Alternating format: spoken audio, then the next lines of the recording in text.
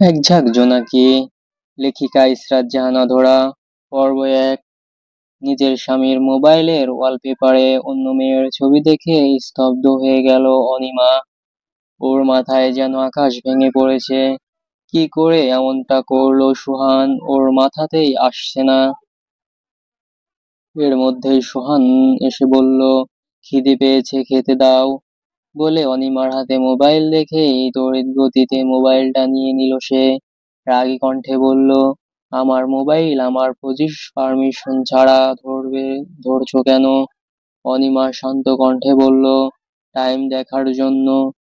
জানোই তো আমাদের বাসার ঘড়িটা নষ্ট হয়ে গিয়েছে, আর আমারও কোনো মোবাইল নেই।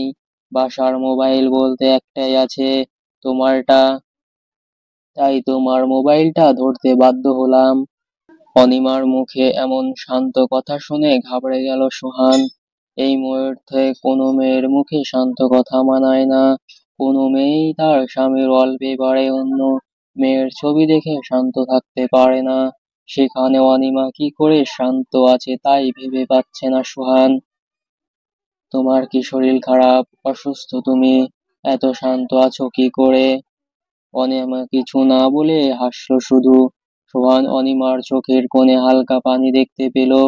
মেয়েটা এরকম একটা মুহূর্তে কি করে হাসছে তাই বোধগম্য হচ্ছে না তার। তবে কি ওতে শোকে পাগল হয়ে গেল অনিমা? এসব ভাবতে ভাবতেই অনিমার কণ্ঠে শুনতে পেল সোহান ভাত খাবার জন্য ডাকছে। সোহান চেয়ার টেনে বসে বলল, তোমার কাছে কিছু কথা আছে আমার।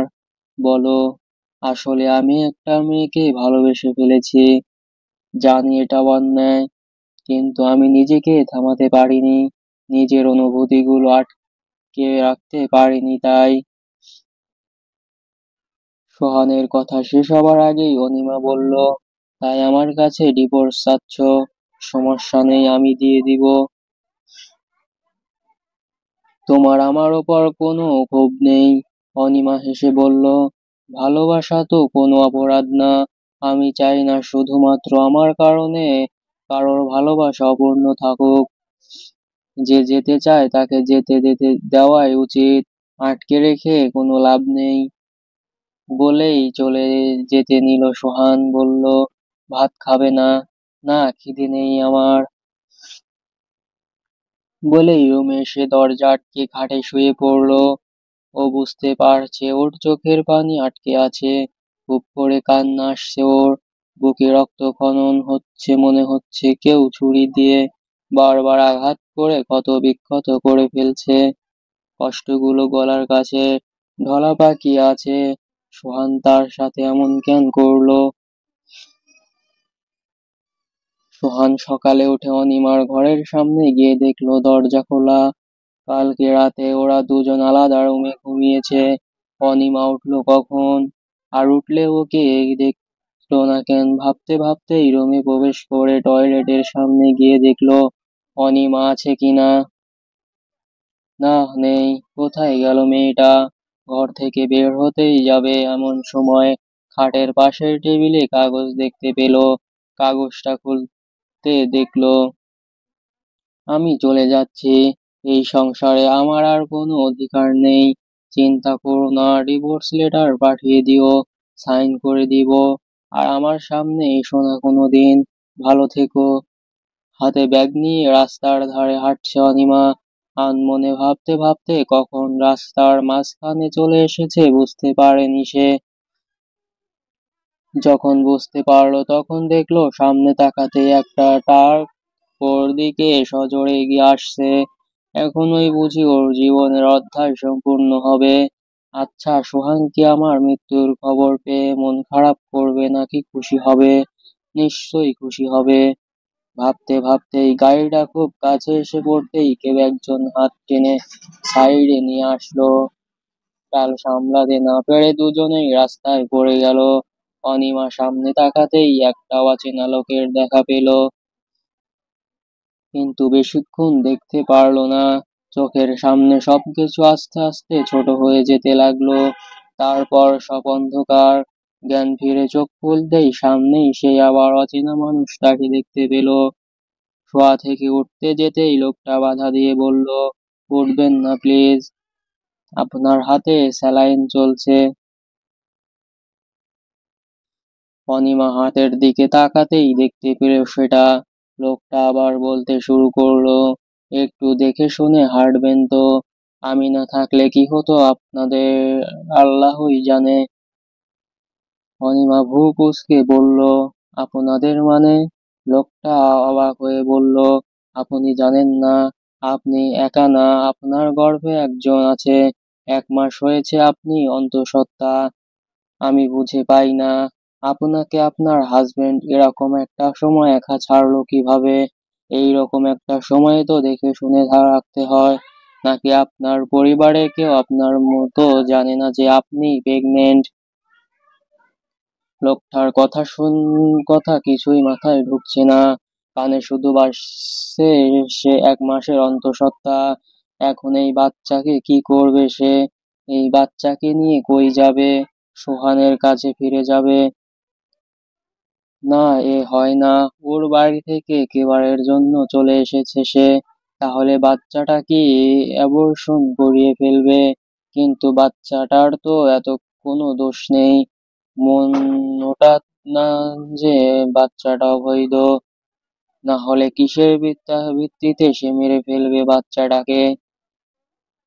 একটা নিষ্পাপ বাচ্চাকে সে সামান্য ওর বাবা নেই বলে মেরে ফেলবে? না, বাচ্চাকে সে নিজের হাতে লালন পালন করবে, বড় করবে। কিন্তু সোহান যদি পরবর্তীতে বাচ্চার ওপর অধিকার দেখায়, না, সোহানের ছায়া পড়তে দেবে না সে, আগলে রাখবে নিজের কাছে। এই যে, হ্যালো মিস, কথা বলছেন না কেন? কি এত ভাবছেন? লোকটার কথা শুনে চিন্তার জগৎ থেকে বেরিয়ে আসলো অনিমা। বিল কত এসেছে? বিল নিয়ে আপনার কোনো টেনশন করতে হবে না। আমি আপনার থেকে কোনো ফি নিব না। জাস্ট স্যালাইন লেগেছে আপনার চিকিৎসায়। সবচেয়ে বড় কথা, স্যালাইনটা হাসপাতালে ফ্রি, তাই আপনাকে কোনো টাকা দেওয়া লাগবে না। অনিমা বুঝতে পারলো যে লোকটা একজন ডাক্তার। তাহলে আমি আসি। এখন আপাতত আপনি সুস্থ, আপনি আসতে পারেন। অনিমা বেড থেকে উঠে চলে যেতে নিলেই পেছন থেকে লোকটা বলে উঠল, আমি জানি না আপনার লাইফে কি হয়েছে, আর জানতেও চাই না। তবে বুঝতে পারছি খারাপ কিছুই ঘটেছে। তবে মনে রাখবেন, জীবনে যত খারাপ কিছুই ঘটে যাক না কেন, আপনার এখন আর একা নন। আপনার মাঝে আরেকটা প্রাণ বেড়ে উঠছে। তার কথা ভেবে হলেও আশা করি আত্মহত্যার মতো পদক্ষেপ নেবেন না। আত্মহত্যা কোনো কিছুর সমাধান নয়। বরং তখন আমি যদি আপনাকে না বাঁচাতাম তাহলে আপনি মারা যেতেন। আপনার মাঝে যে আরো একটা প্রাণ বড় হচ্ছে, সেটা না জেনেই নিজেকে সহ ওই প্রাণটাকে খুন করে ফেলতেন। তাই বলছি, আত্মহত্যা কোনো কিছুর সমাধান নয়। আশা করি আপনি নিজের আর নিজের বাচ্চার জন্য সাবধান থাকবেন। বাচ্চার কথা ভেবে হলেও ওই রকম বাজে ডিসিশন নেবেন না। অনিমা কিছু না বলে হাসপাতাল থেকে বেরিয়ে আসলো। রাস্তায় দাঁড়িয়ে পেটে হাত রেখে ভাবলো, আমি কিনা ওই লম্পটটার জন্য নিজেকে আর নিজের বাচ্চাকে শেষ করে দিতে চাইছিলাম। না, আমাকে বাঁচতে হবে। এই বাচ্চাটার জন্য হলেও আমাকে বাঁচতে হবে। বাচ্চাটাকে একমাত্র অবলম্বন করে নিয়ে বাঁচবে সে। অতীতের ভাবনা থেকে বেরিয়ে আসলো সে। আজকে তার ছোট্ট বোন তিথিকে পাত্রপক্ষ দেখতে এসেছে। মা কড়া করে বলে দিয়েছেন রুম থেকে এক পাও বের না হতে। কারণ তারা যদি জানেন বড় বোন আর বড় বোনের হাজবেন্ড আলাদা থাকে, তাহলে বিষয়টা ভেঙেও দিতে পারেন। পাত্র অনেক ভালো, উচ্চ শিক্ষিত, ভদ্র, নম্র। এমন যোগ্য পাত্রকে তারা হাতছাড়া করতে চান না। অনিমা দরজা আটকে ঘরেই বসেছিল। হঠাৎ তার পানির পিপাসা পেল অনেক। অনেকক্ষণ নিজেকে আটকে রাখলো। ভাবলো ওরা গেলেই পানি খেতে যাবে। পরক্ষণেই ভাবলো চুপি চুপি নিয়ে আসলে তো কোনো সমস্যা হবে না। এই ভেবে দরজা খুলে টেবিলের সামনে গিয়ে গ্লাস পানি ঢেলে এক ঢোক কে সব পানি খেয়ে পিছনে ফিরতেই মাকে দেখে ভয়ে কেঁপে উঠল। নিহান পাত্রী দেখতে এসেছে। সোফায় বসে আছে সে। পাত্রী পাত্রীর মাথায় লম্বা ঘোমটা দিয়ে শরবত নিহানের দিকে এগিয়ে দিতেই ভুলক্রমে শরবতটা নিহানের শার্টের উপর পড়ে যায়। পাত্রী হঠাৎ তিথি সরি বলে যেতেই নিহান উঠে বলে ওঠে, ইটস ওকে, ওয়াশরুমটা কোন দিকে? তিথি হাত দিয়ে দেখিয়ে দিতেই নিহান বেসিনের সামনে গিয়ে শার্টটা টিস্যু দিয়ে পরিষ্কার করছিল। হঠাৎ জোরে কথা বলার শব্দ শুনে ফ্রেশ হয়ে একটু সামনে যেতেই অনিমার কান্নারত মুখটা চোখের সামনে ভেসে উঠল। চিনতে একটু অসুবিধা হলো না যে এই মেয়েটাই ওই হাসপাতালের মেয়েটা যাকে সে অ্যাক্সিডেন্ট হওয়া থেকে বাঁচিয়েছিল। কিন্তু তিথির মা এভাবে ওনাকে বকছেন কেন? বোধগম্য হয় না নিহানের। তোকে না বললাম বাইরে না আসতে? তুই কি চাস না আমার মেয়েটার বিয়ে হোক? নিজে তো অপয়া, যেখানে যার সর্বনাশ ঘনিয়ে তবেই ছাড়িস। নিজের হাজবেন্ডকে আটকে রাখতে পারলি না, আর এখন আমার মেয়ের বিয়ে ভাঙার পরিকল্পনা করছিস। তিথির মার মুখে এমন কথা শুনেই নিহান পিছন থেকেই বলে উঠল, আন্টি, আপনি এ যুগে বসবাস করেও অপয়া, অলক্ষ্মী এবং কুসংস্কারে বিশ্বাস করেন। নিহানের কণ্ঠ শুনে অনিমা আর তিথির মা দুজনে চমকে পিছনে তাকালো। ওনার হাজবেন্ড ওনাকে ছেড়ে চলে গিয়েছে, এতে তো ওনার কোনো দোষ নেই। তাহলে কেন ওনাকে অবয়া বলছেন? আর উনি ওনার নিজের বোনের কাছে থাকবে, এতে বিয়ে না হওয়ার সাথে সম্পর্কটা কোথায়? আমি তো এটা বুঝতে পারছি না। তিথির মা একটু হেসে বললেন, দেখো বাবা, তুমি ভুল ভাবছো। আমি কথাটা ওইভাবে বলিনি। আমি জাস্ট ওকে একটু শাসন করছিলাম। আসলে মাথায় একটু সমস্যা আছে তো ওর, তাই যেতে মানা করছিলাম। যদি কোনো অঘটন ঘটিয়ে ফেলে। নিহান কিছু বুঝতে যাবে তার আগেই তার বাবা ওকে রাখলো। বাবার ডাক শুনে নিহান বলল, আন্টি, আপনি আসেন আর ওনাকেও সাথে নিয়ে আসেন, কিছু কথা আছে আমার। বলেই নিহান চলে গেল ড্রয়িং রুমের দিকে। তিথির মা অনিমা আসতেই নিহানের বাবা তিথির মাকে বললেন, তাহলে বিয়ের তারিখটা ঠিক করে ফেলি। আপনাদের আমাদের আপনাদের মেয়েকে অনেক পছন্দ হয়েছে। আজকালকার যুগে এমন ভদ্র মেয়ে পাওয়া যায় না। তাই আমরা চাচ্ছি যত তাড়াতাড়ি সম্ভব বিয়েটা সারিয়ে নিতে। এমন লক্ষ্মী মেয়ে হাতছাড়া করতে চাচ্ছি না। তিথির মা হেসে বললেন, আলহামদুলিল্লাহ, আমাদের কোনো অসুবিধে নেই। নিহানের মা নিহানের উদ্দেশ্যে বলল, এতে তোর কোনো আপত্তি নেই তো? উত্তরে নিহান যা বলল তাতে ঘরের উপস্থিত সবাই অবাক হয়ে তাকিয়ে নিহানের দিকে। উত্তরে নিহান যা বলল তাতে ঘরের উপস্থিত সবাই অবাক হয়ে তাকালো নিহানের দিকে। পাত্রী দেখতে এসে পাত্রীর বড় বোনকে বিয়ে করার প্রস্তাব দেয় নিহান। ঘরের উপস্থিত সকলে শুনে বিস্মিত হয়ে যায়। নিহানের মা বলে উঠলেন, কি সব বলছিস বাবা? তুই কেন ওই মেয়েকে বিয়ে করতে যাবি? আমরা তো তিথিকে দেখতে এসেছিলাম, কথাবার্তাও সব শেষ। আগামী মাসেই তোদের বিয়ে, আর এখন তুই এসে ওকে বিয়ে করার কথা বলছিস? মাথা কি ঠিক আছে তোর? নিহান একবার অনিমার দিকে তাকালো। অনিমার দিকে তাকাই বলল, আমার মাথা ঠিক আছে মা। আর তুমি জানো আমি একবার যা বলি তাই করি। আমি যা বলেছি মেনে নাও। আমাকে যদি বিয়ে করতেই হয় তাহলে আমি মিস অনিমাকে করব। অনিমার মা রিনা বেগম বললেন, এসব কি বলছো বাবা? অনিমা বিবাহিত, ওর এখন আলাদা হয়ে গিয়েছে। আপনি তো বলেছেন ওনার হাজবেন্ড ওনাকে ছেড়ে চলে গিয়েছে। নিহানের মা বলল, তুই একটা বিবাহিত মেয়েকে বিয়ে করবি? আমারও যখন কোনো সমস্যা নেই ওনাকে বিয়ে করতে, তাহলে তোমাদের এত সমস্যা আসছে কোথা থেকে আমি বুঝতে পারছি না। আমার বিয়ে হলে মিস অনিমার সাথেই হবে। নিহানের কথা শুনে এবার অনিমা মুখ খুলল। আপনি ভাবলেন কি করে আমি আপনাকে বিয়ে করতে রাজি হব? ভাবিনি তো, জাস্ট আমার ডিসিশনটা জানিয়েছি। বাই দা ওয়ে, আমি আপনার মতামত জানিয়ে দিয়েছি। আজ তাহলে আসি। অতঃপর বাবা মায়ের উদ্দেশ্যে বলল, আব্বু আম্মু চলো, বলেই চলে গেল। নিহানের মা বলল, আমি নিহানকে বাসায় নিয়ে বোঝাবো। আপনারা চিন্তা করিয়েন না, বিয়ে হলে নিহানের সাথে তিথিরই হবে, আমি কথা দিচ্ছি আপনাকে। রিনা বেগম কথাটা শুনে স্বস্তির নিঃশ্বাস নেন। তাই যেন হয়। এবার তাহলে আসি। নিহানের মাঝেতেই রিনা বেগম অনিমার দিকে তাকালো রাগী দৃষ্টিতে। তিথি ঠোঁট উল্টে বলল, আম্মু আমি নিহানকে বিয়ে করব। আমি ওনাকে ভালোবেসে ফেলেছি। প্লিজ তুমি কিছু করো। তোর সাথে নিহানেরই বিয়ে হবে। তুই টেনশন করিস না। রিনা বেগম অনিমার কাছে গিয়ে বলল, তোর জন্য সবকিছু হয়েছে আজকে। তিথির বিয়ের আগে তুই ঘর থেকে বের হবি না। বলেই একটা রুমে নিয়ে দরজা আটকে দিল।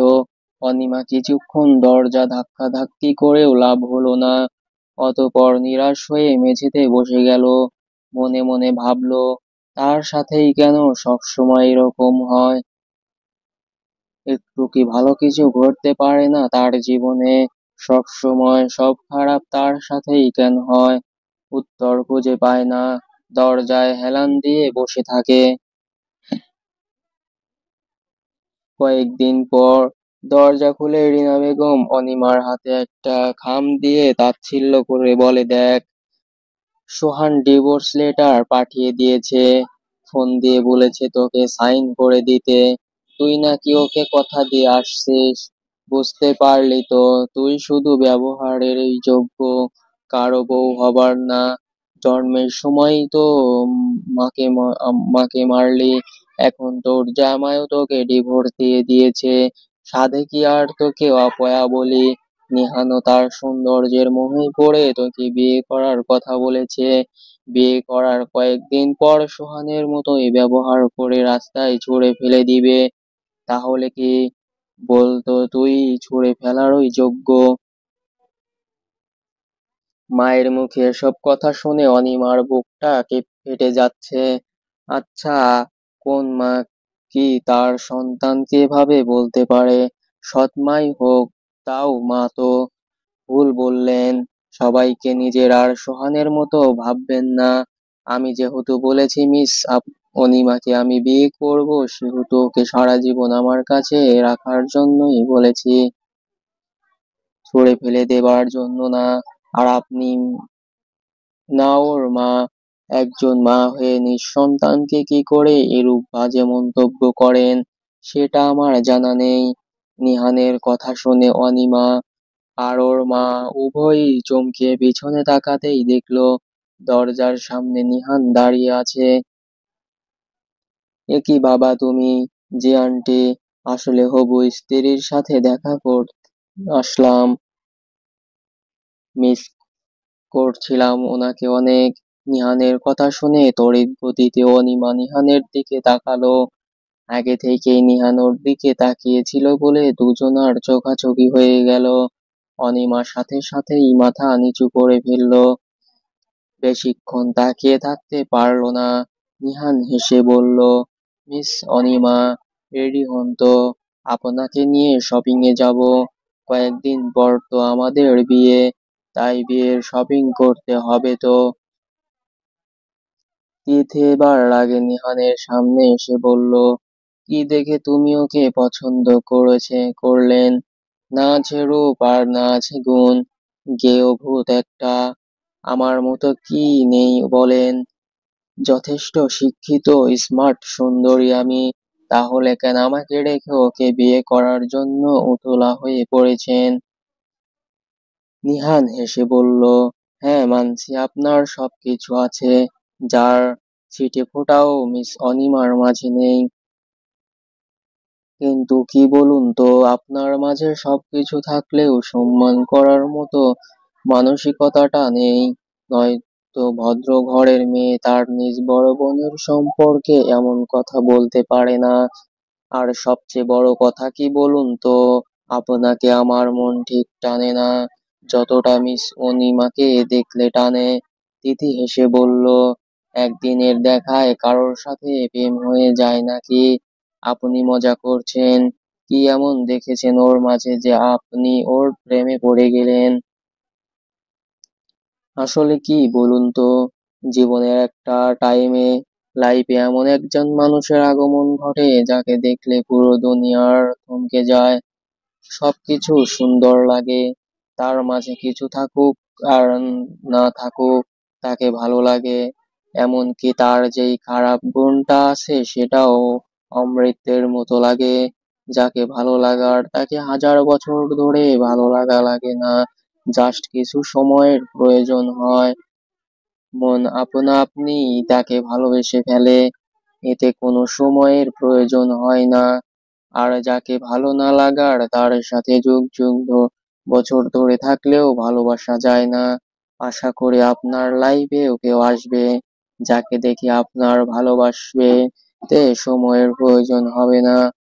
তখন আপনি আমার অবস্থাটা বুঝবেন।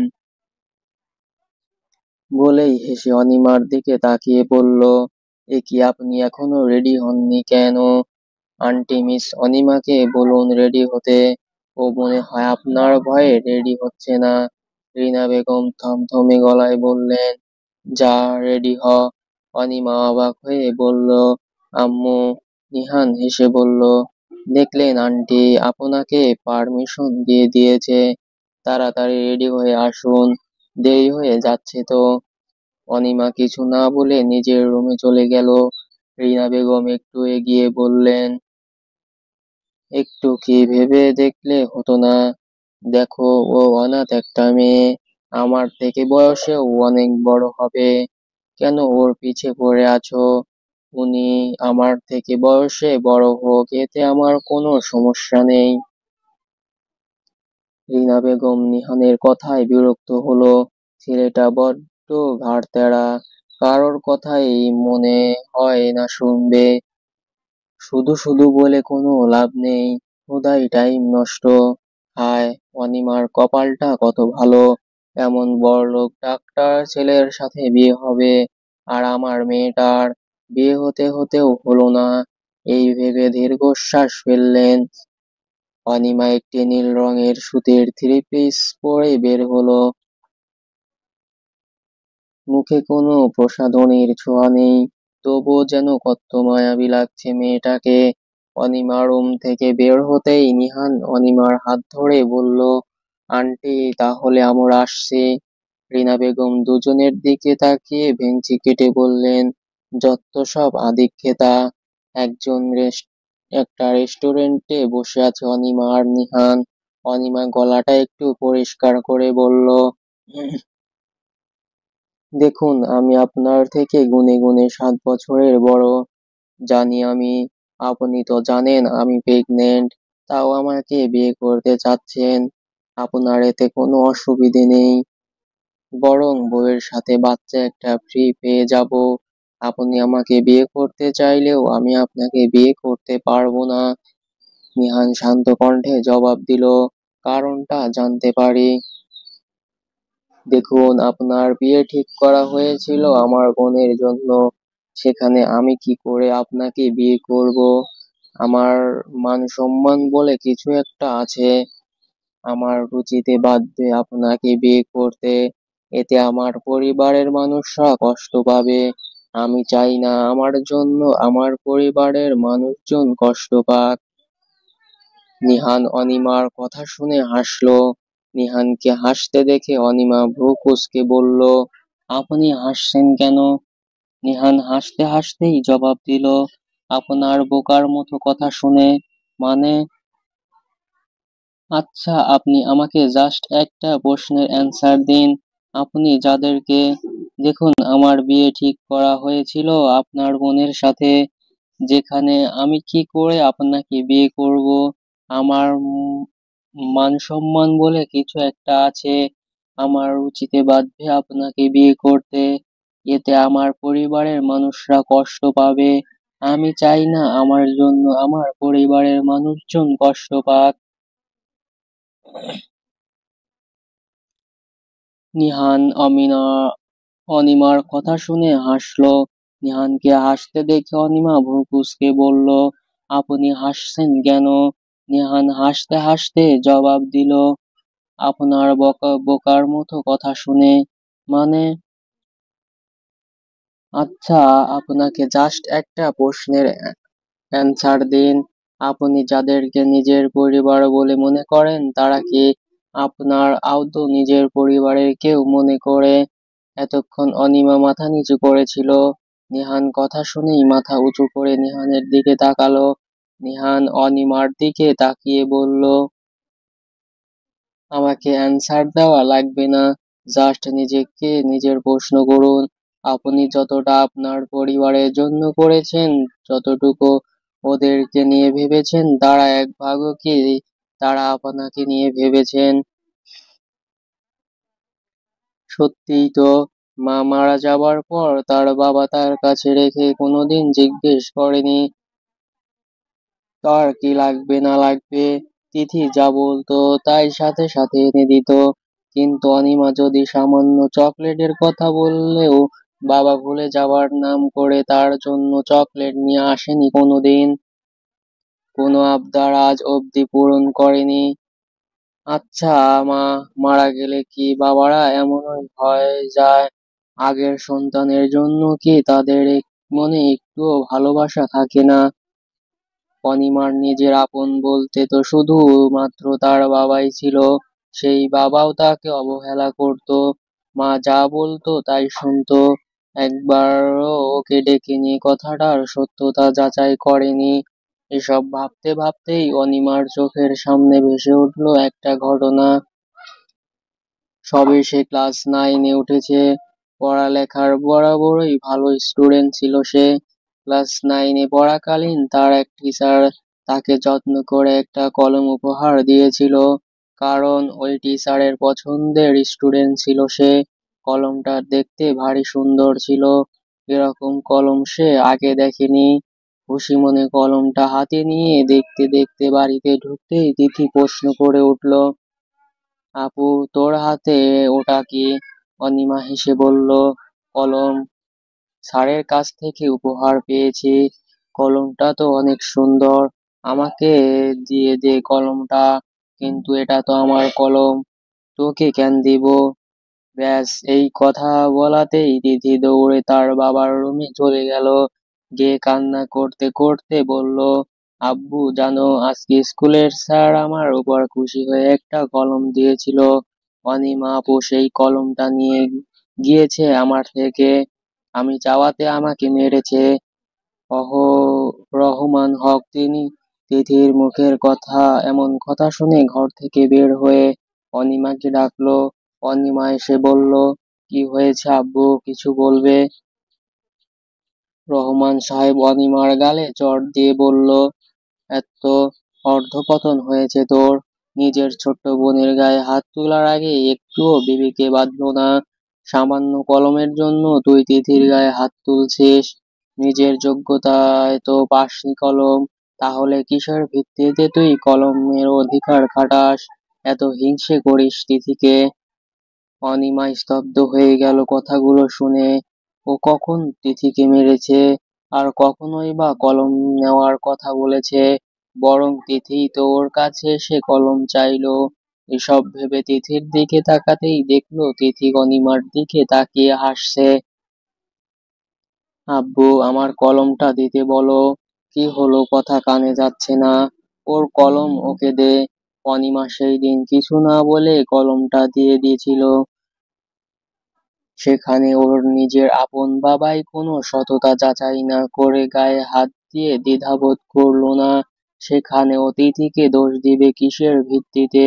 বাবা কি পারতো না বলতে যে তিথি যা বলেছে তা সত্য কিনা? আমি সত্যি ওকে মেরেছি কিনা বা ওর থেকে কলমটা নিয়েছি কিনা? আদৌ কলমটা ওর কিনা না বলেনি। এসব ভাবতে ভাবতেই ছাদে উঠে এক কোনায় দাঁড়িয়েছিল অনিমা।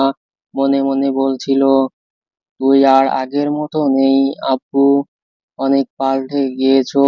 যে তুমি আমাকে কোনো মারোনি, সেই তুমি আজকে অকারণে আমাকে মারলে।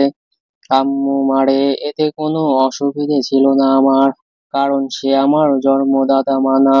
কিন্তু তুমি, তুমি কি করে পারলে আমার গায়ে হাত তুলতে?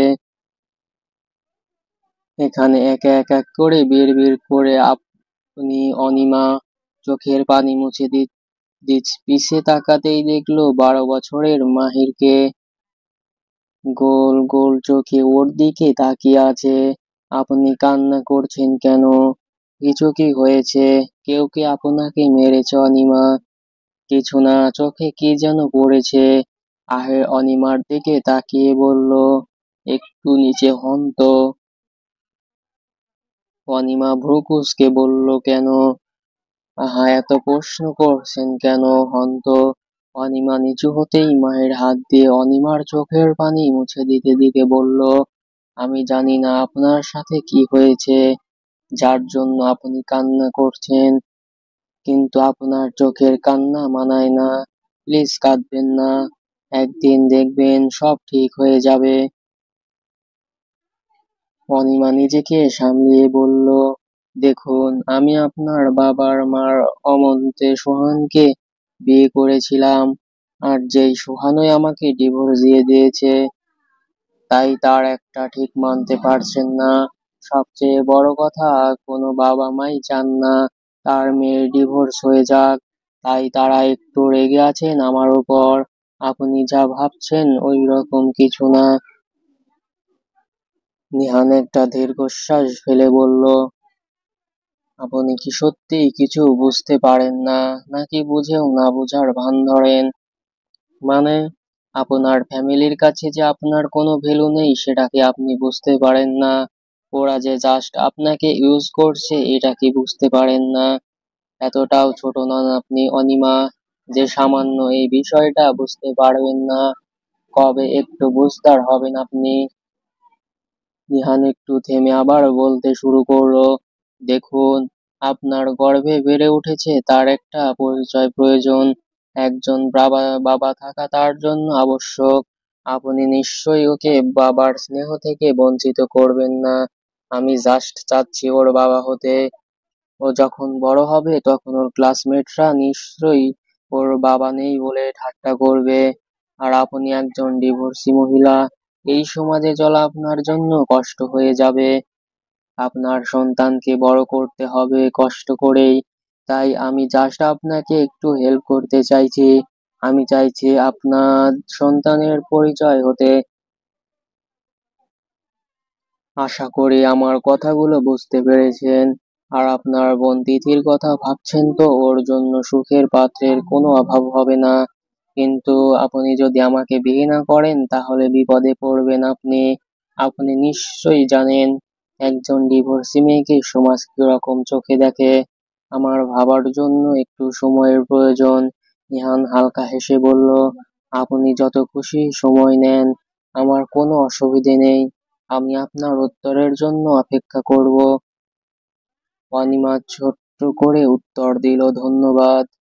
কি খাবেন বলুন? কিছু খাবো না, আমি খেয়ে এসেছি। মিথ্যা বলছেন কেন?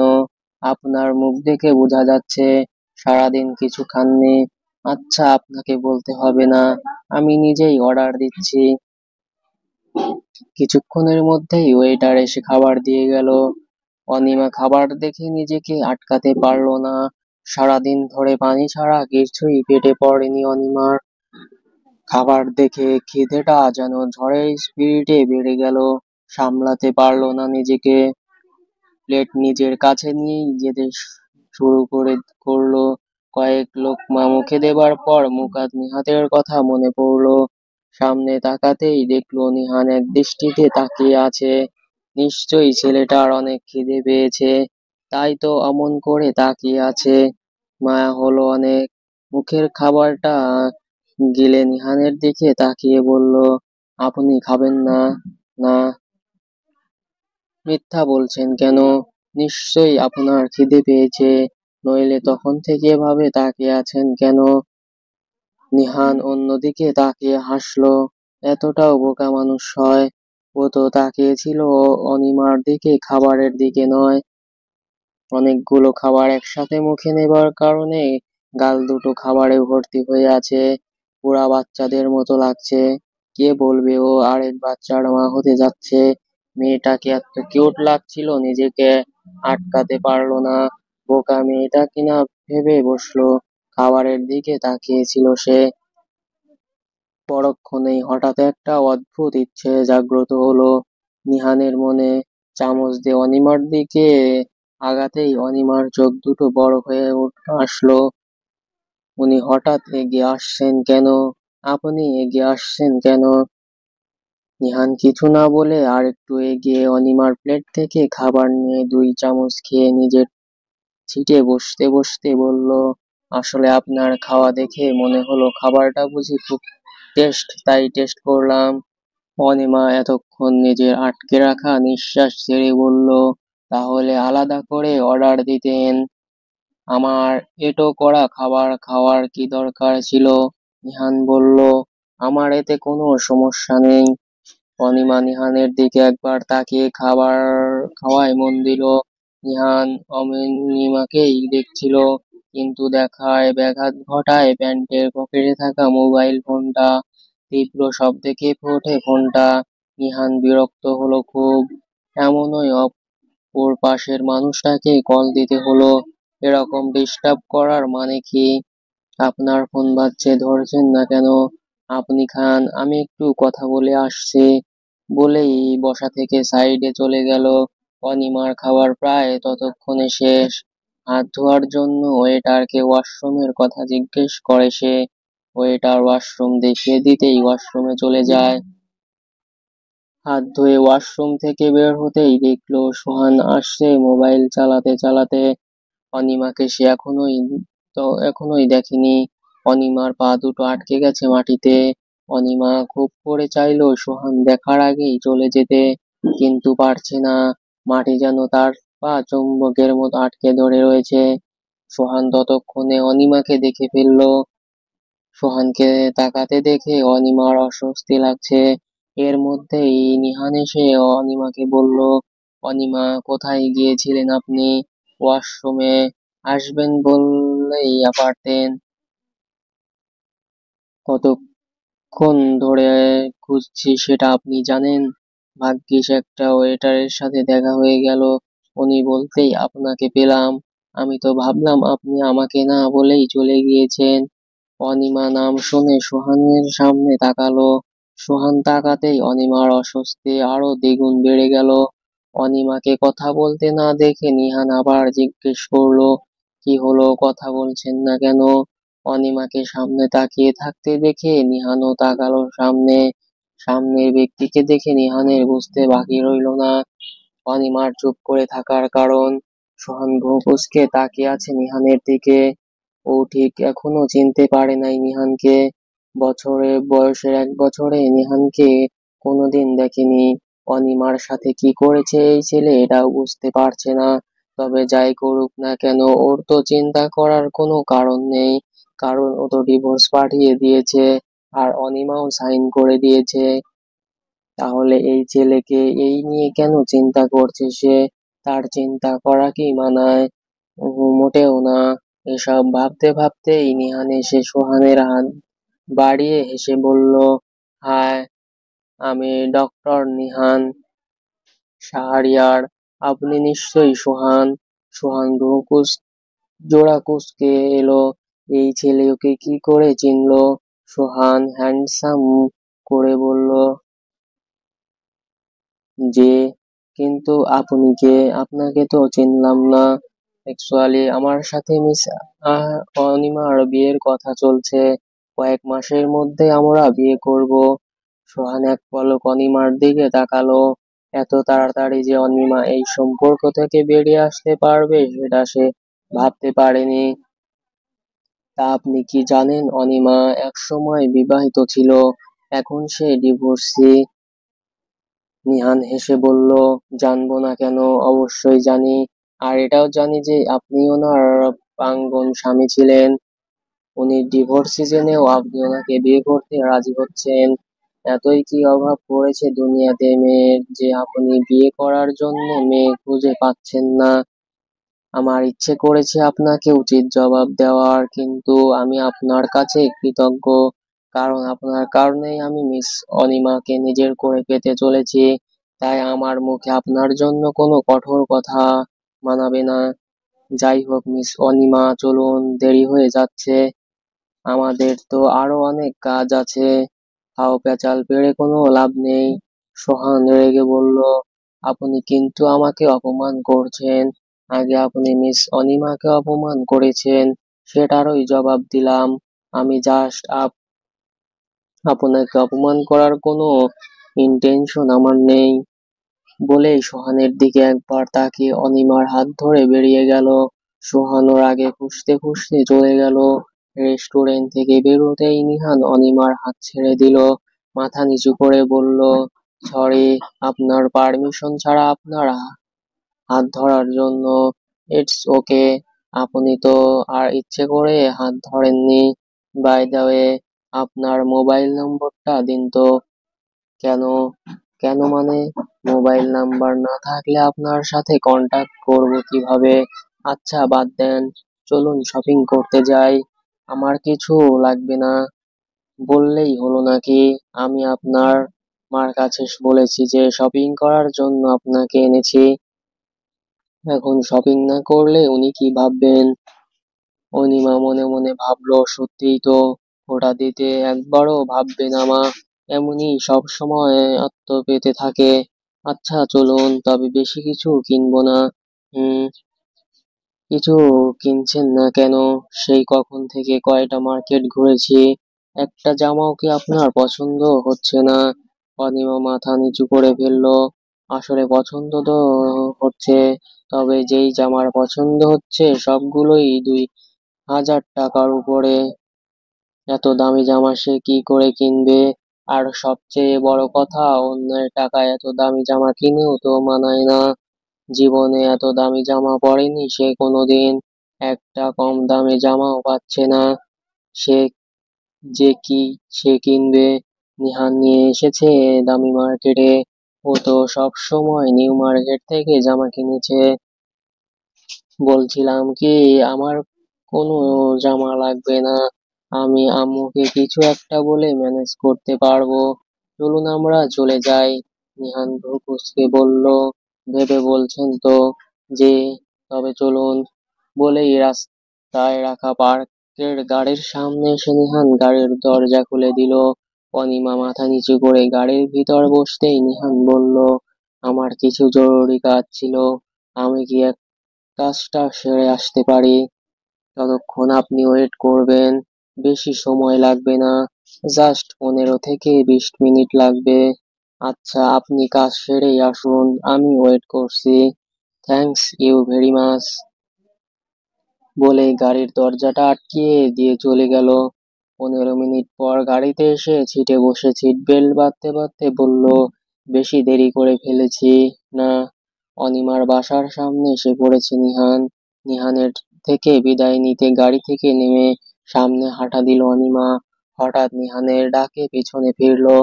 নিহান অনিমাকে ওয়েট করতে বলে গাড়ির পিছনের সিট থেকে কয়েকটা ব্যাগ এনে অনিমার হাতে দিল। ব্যাগগুলোর দিকে তাকাতেই দেখলো শপিং ব্যাগগুলো। অবাক হয়ে বলল, এগুলো আমাকে দিচ্ছেন কেন? আপনার জন্য কিনেছি, আপনাকে না দিয়ে কাকে দিব? কিন্তু আমি তো বলেছিলাম আমার কিছু লাগবে না। আপনিও তো আমাকে শপিং এর নাম করে বাইরে নিয়ে এসে খালি হাতে ফেরত যেতে দিতে পারি না। কিন্তু, কোনো কিন্তু না, আপনি দরকার হলে এগুলো ইউজ করবেন না। আমি জাস্ট আপনার ফ্যামিলিকে যে কথা বলে আপনাকে বাইরে নিয়ে এসেছি সেটাই পালন করলাম। এমনিতেই ওরা আপনার উপরে রেগে আছে, কথা শুনতে একবারও ভাববে না। আর আপনি তো আমার জন্য কথা শুনতে পারেন না, তাই না? এখন নেওয়া না নেওয়াটা আপনার ব্যাপার। সে যাই হোক, আমি আসছি। অনিমার কোনো কথা না শুনে গাড়িতে উঠে গাড়ি ঘুরিয়ে নিল।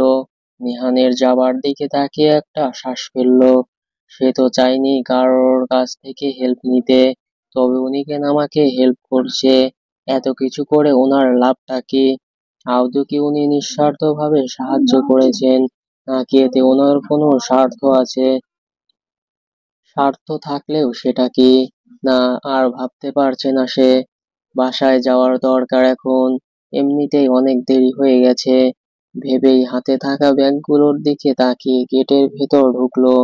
দরজা নক করতেই তিথি এসে দরজা খুলে অনিমার দিকে তাকিয়ে একটা ভেঙচি কেটে বাবার পিছনে দাঁড়িয়ে গেল। অনিমের অনিমার বাবা সোফায় বসে চা খাচ্ছিল। অনিমা একবার সেদিকে তাকিয়ে নিজের রুমে যাওয়ার জন্য পা বাড়াতেই পিছন থেকে অনিমার বাবা বলল, সারাদিন কোথায় ছিলে? দরজা নক করতেই তিথি এসে দরজা খুলে অনিমার দিকে তাকিয়ে একটা ভেঙচি কেটে বাবার পিছনে দাঁড়িয়ে গেল। অনিমার বাবা সোফায় বসে চা খাচ্ছিল। সারাদিন কোথায় ছিলে? পিছন থেকে তিথির মা বলল, কই আর থাকবে, নিহানের সাথেই ছিল। আমার মেয়েটার বিয়ে ভেঙে এখন ওই ছেলের সাথেই ঘোরা হচ্ছে। কত বড় ফাজিল মেয়ে। তুমি চুপ থাকবে। আমি অনিমাকে জিজ্ঞেস করেছি, তোমাকে নয়। অনিমার উত্তর অনিমাই দিবে। তুমি কেন দিচ্ছ? ওর কি মুখ নেই? অনিমার দিকে তাকিয়ে বলল, কি হলো বলছিস না কেন? তোর মা যা বলছে তা কি সত্য? তিথির জন্য যে ছেলে দেখা হয়েছিল তার সাথে সারাদিন ছিলি? অনিমা মাথা নিচু করে বলল, আব্বু তো বলেই দিয়েছে। আমার বলার কিছু কি দরকার? অনিমার বাবার আগে হাতে থাকা ক্যাপটা সজোরে আছাড় মারলেন। কাপের হালকা ভাঙা অংশ ছিটকে অনিমার গালে গিয়ে লাগলো। চোখের একটু নিচে কেটে গেছে, রক্ত বের হচ্ছে। কেন এত বড় অধঃপতন হয়েছে? ছোট বোনের জন্য দেখা ছেলেকে হাত করে নিয়েছিস? লজ্জা নেই তোর? আমি হাত করে নেইনি, উনি নিজেই আমাকে বিয়ে করতে চেয়েছেন। ওই ছেলে তোকে বিয়ের কথা বললো আর তুই রাজি হয়ে গেলি। কেন হলি? আমি রাজি হইনি। তোমাকে কে বলেছে? তাহলে তোর হাতে ওগুলো কি? দরজার সামনে থেকে নিহান এসে বলল, আমি ওকে দিয়েছি এইগুলো। তুমি? অনিমা দরজার দিকে তাকাতেই দেখলো নিহান দাঁড়িয়ে আছে। অনিমার গালের ক্ষতটা নিহানের চোখে পড়লো সবার আগে। তিথি বলল, উনি আমাকে দেখতে এসেছিলেন, এখন আপুকে বিয়ে করতে চাইছে, আর আপু নাচতে নাচতে রাজি হয়ে গেছে। নিহান হেসে বলল, কেমন বাবা আপনি? আপনার আদৌ কোনো বাবা হওয়ার কোনো যোগ্যতা আছে? আপনার তো মনে হয় না আছে বলে। অন্যের কথা শুনে নিজের আপন রক্তের মেয়ের গায়ে হাত তুলতে আপনার একটুও বিবেকে বাঁধলো না? অনিমা রাজি হয়েছে কিনা সেটা না জেনেই কতগুলো কথা শুনিয়ে দিলেন মেয়েটাকে। তিথি আর ওর মা না হয় ওর আপন রক্তের না, কিন্তু আপনি, আপনি তো ওর বাবা। আপনি কি করে? আমাকে জ্ঞান দিতে আসবে না একদম। আমি আমার মেয়ের সাথে কিরকম আচরণ করব সেটা কি তোমার থেকে আমার শেখা লাগবে? আমি সে কথা বলিনি। আমি বলেছি কারোর কাছ থেকে কোনো কিছু শোনার আগে যাচাই করে নেওয়া লাগে সেটা আদৌ সত্য কিনা। আপনি তা করেননি। অনিমাকে আমি জোর করে নিয়ে গিয়েছি শপিং এ। সত্যি কথা বলতে শপিং এ গিয়ে যাওয়ার আমার কোনো উদ্দেশ্যই ছিল না, কিন্তু অনিমা না খাওয়া ছিল। মেয়েটার শুকনো মুখ সহ্য করতে পারেনি, তাই শপিং এর নাম করে খাওয়াতে নিয়ে গিয়েছিলাম। যেটা করা উচিত ছিল আপনার, সেটা আমাকে করতে হয়েছে। একটা মেয়ে যদি নিজের বাসাতে সামান্য খাবারটুকু না খেতে পারে, তাকে দরজা বন্ধ করে আটকে রাখা হয়, বাজে কথা শোনানো হয়। সেই মেয়েটার যে মানসিকভাবে অসুস্থ হয়ে যেতে সময় লাগবে না তা কি আপনি জানেন? না, আমি আমার হবু স্ত্রীকে এই পরিবেশে রাখতে পারবো না, যেখানে ওকে পদে পদে অপমান করা হয়। এরকম পরিবেশে ওর থাকা উচিত নয়।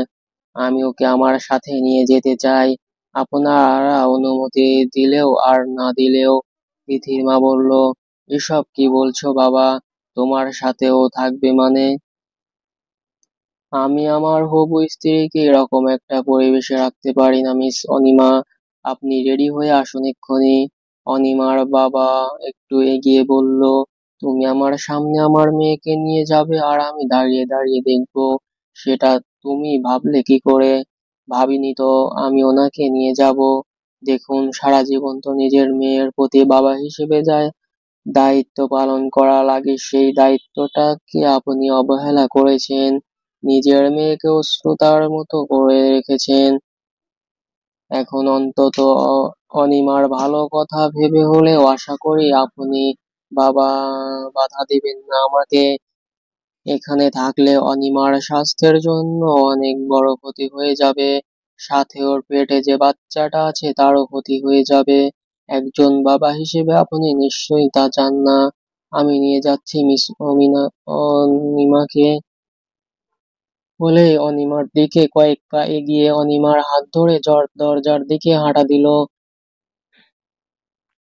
তিথি গিয়ে তার বাবাকে বলল, আব্বু, এটা তুমি কি করলে? নিহানের সাথে আপুকে যেতে দিলে কেন? তিথির মা এগিয়ে এসে বলল, আমার মেয়েটা একমাত্র শুধু নিহানকেই পছন্দ করেছিল। তুমি এটা কি করলে? আমি এখন কোনো কথা শুনতে চাচ্ছি না। অনিমার গর্ভে যে সন্তান আছে সেটা বলনি কেন তুমি আমাকে? অনিমাই তো বলে নাই। না বললে জানবো কিভাবে? ওকে ঘরে আটকে রেখেছিলে কেন? আর কোনো কেন কোনো খাবার দেওনি? তিথির মেয়ে এবার তুতলাতে তুতলাতে বলল, অনিমা আমার মেয়ের বিয়ে ভেঙেছে। আমার অনেক রাগ হয়েছিল, তাই রাগের মাথায়। অনিমার বাবা রেগে বলল, তাই রাগের মাথায় আমার মেয়েটাকে না খাইয়ে রেখেছো? আমাকে মাফ করে দাও, আমি বুঝতে পারি নাই। অনিমার বাবা একটা শ্বাস ফেলে নিজেকে শান্ত করার চেষ্টা করলেন। রাগটাকে কমানোর জন্য সবাই চুপ করে বসে রইলেন। আপনি যে আমাকে এভাবে নিয়ে আসলেন, এখন কোথায় থাকবো আমি? আমার শেষ ঠিকানাটাও তো আপনি শেষ করে দিলেন। নিহান কিছু না বলে হেঁটেই যাচ্ছে সামনের দিকে। আপনি কি আমার কথা শুনছেন না? হ্যাঁ, শুনছি, কিন্তু তার উত্তর দেওয়ার প্রয়োজন মনে করছি না।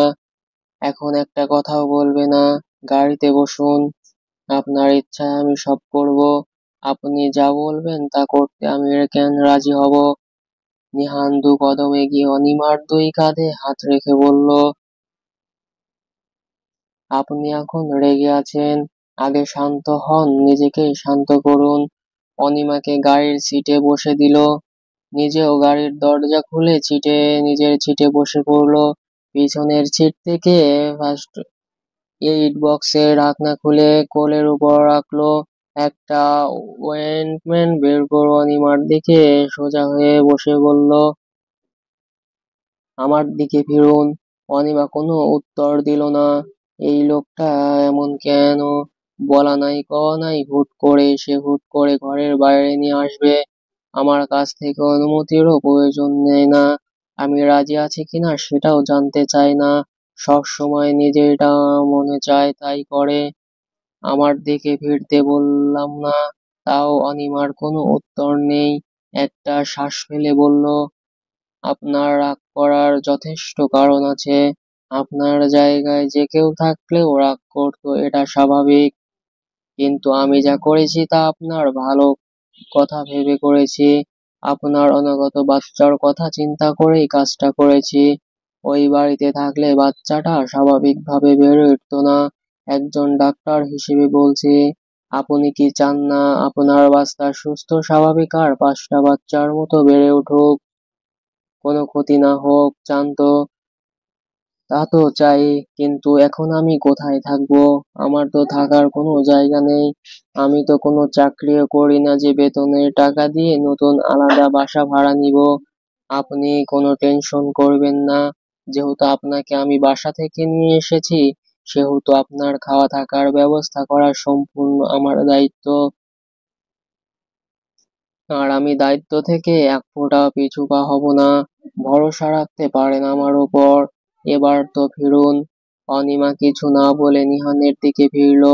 নিহান একটু এগিয়ে এসে অয়েন্টমেন্টটা লাগাতে লাগাতে বলল, একটু চলবে, সহ্য করে নিবেন। ওয়েন্টমেন্ট লাগিয়ে একটা ব্যান্ডেজ লাগিয়ে সোজা হয়ে বসতে বসতে বলল, এত অপমান সহ্য করেন কিভাবে? আমি হলে তো কবেই বেরিয়ে আসতাম। নিহানের কথা শুনে অনিমা হালকা হেসে বলল, দেয়ালে পিঠ ঠেকে গেছে, তেতো কথা শুনতেও মিষ্টি লাগে। আমার ক্ষেত্রেও সেম হয়েছে। অপমান শুনতে শুনতে অভ্যাস হয়ে গিয়েছে, এখন আর গায়ে লাগে না। মার ভাষা মতে গন্ডারের চামড়া কিনা। অনিমার কথা শুনে নিহান এক পলক অনিমার দিকে তাকালো, পরক্ষণেই নিজেকে সামলে মুখ ফিরিয়ে নিল। ওই চেহারায় তাকানোর সাহস নিহানের নেই। গলা ঝেড়ে বলল, সব সময় অপমান সহ্য করতে হয় না, অপবাদ করতে হয়। যে দোষ আপনি করেননি তার জন্য কথা শুনবেন কেন? নিহানের কথায় অনিমা কোনো উত্তর দিল না, চুপ করে কাচের জানালার বাইরের দৃশ্য দেখছে বললে ভুল হবে। ভাবছে সে, আচ্ছা তার জীবনটা এমন কেন হলো? অন্য স্বাভাবিক মেয়েদের মতো হলেও তো পারতো। নিজের ঘরে না হয় সুখ নাই পেল, অন্তত সংসার জীবনে তো সুখ জুটলেও পারতো, তাও পেল না। ও কি সুখ পাবারই অযোগ্য, নাকি সুখ শব্দের জিনিসটাই তার কপালে সয় না? কি জানি, কোনো একটা কারণ হবে হয়তো। গল্পটি কেমন লাগলো অবশ্যই কমেন্ট করে জানিয়ে দিন।